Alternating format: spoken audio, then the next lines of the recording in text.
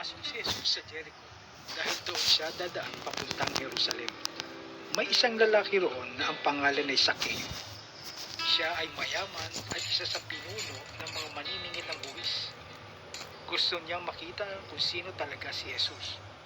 Pero dahil pandak siya at marami ang tao doon, ay hindi niya ito magawa.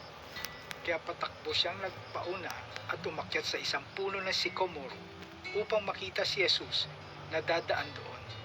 Pagdating ni Jesus sa lugar na iyon, tumingala siya at sinabi, Zakeo, bumaba ka agad, dahil kailangan kong tumuloy sa bahay mo ngayon. Kaya nagmadaling bumaba si Sakeo at masayang tinanggap si Jesus. Nang makita ng mga tao na roon siya tumuloy sa bahay ni Sakeo, nagbubulong-bulungan sila. Tumuloy siya sa bahay ng isang masamang tao. Sa loob ng bahay niya ay tumayo si Sakeo at sinabi, Panginoon, ibibigay ko po sa mga mahihirap ang kalahati ng kayamanan ko.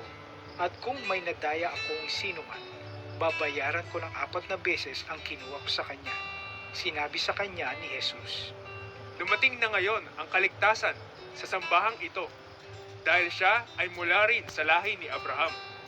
Sapagkat ako, na anak ng tao, ay naparito upang hanapin at iligtas ang naliligaw.